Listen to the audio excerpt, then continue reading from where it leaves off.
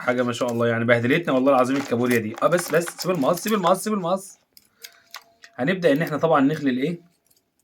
السلام عليكم ورحمة الله وبركاته. طبعا هتقولوا عليا مجنون ازاي؟ ازاي كل الناس بتعمل بهارات عشان تطعم بيها السمك وانت جاي تقول لنا ان انت هتعمل بهارات بالسمك؟ ازاي؟ تعالوا اقول لكم ازاي. اولا احنا عشان نقدر نميز شغلنا كعطارين لازم نبتكر ونبدع. فمن ضمن الابتكارات والابداعات اللي احنا عملناها ان احنا حوجنا التوابل السمك بقشيرات الجمبري او براس الجمبري.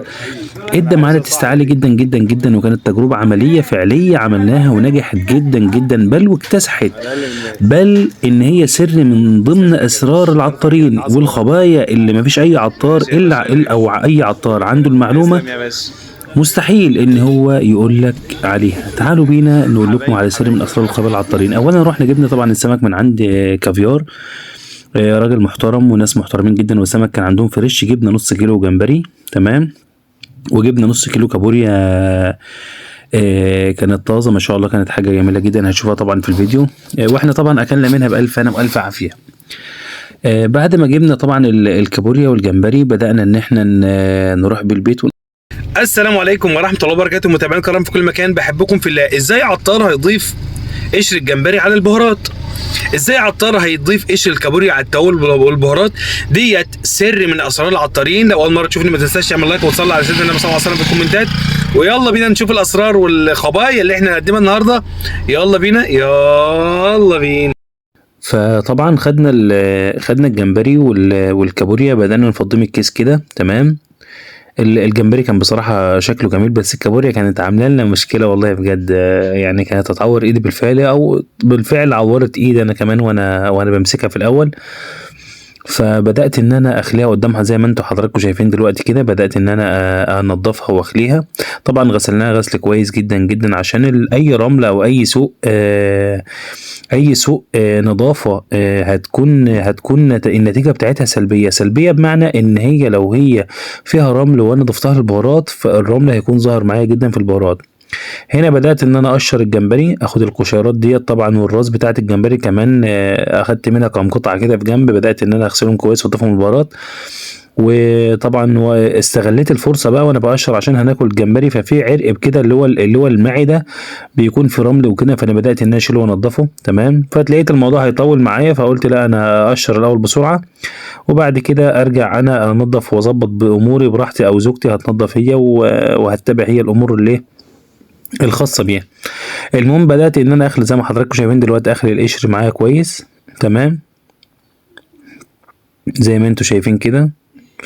اخد القشر واخد الراس برضو، تمام. بصراحة انا استخسرت الراس شوية ما اكدبش عليكم يعني، فاخدت نص ونص.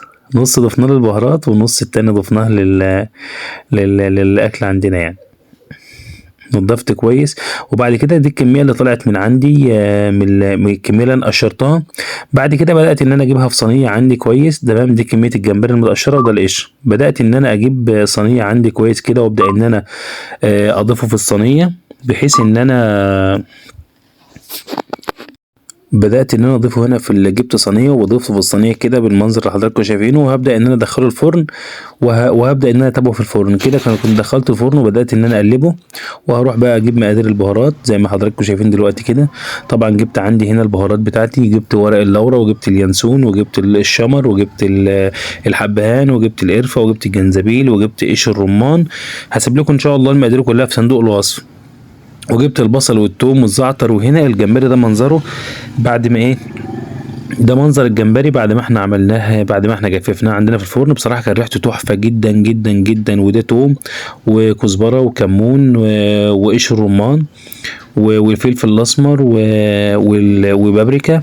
بدات ان انا احط هنا القشر او القشر اللي انا طبعا جففته في الفرن عندي، وملح الليمون.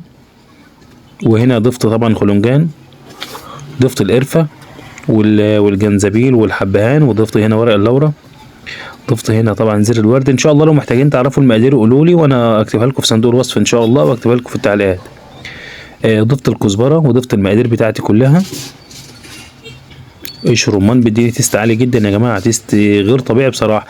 ضفت هنا توم بابريكا، وضفت هنا 40 جرام ينسون، وضفت هنا 50 جرام زعتر، وضفت هنا التوم والبصل، ضفت برضو 8 كيلو. وهبدا ان انا اقلبها ببعضها كده بالطريقه زي ما حضراتكم شايفين. اقلبها كويس. هنا بقى طبعا الجمبري المجفف شغالني وقش رمان، فحبيت ان انا اميزه، او بلاش اقول اميزه، حبيت ان انا اظهره معايا هنا. تمام. هنا بدات خلاص، كنت انا انهيت الطحين، خلصت الطحين بتاعي لما ضفته المطحنه عندي، وبدات ان انا اضيفه كده بعد الطحين. تمام. بصراحه كان حاجه والله العظيم جميله جدا جدا، في منتهى الابداع. حاولوا تجربوها وتعملوها. لو عاوزين اكتب لكم المقادير قولوا في صندوق الوصف. بحبكم في الله، بالله عليكم ما تنسوني بلايك وشير، وصلوا على سيدنا النبي صلى الله عليه وسلم يا اجمل متابعين. والسلام عليكم ورحمه الله وبركاته.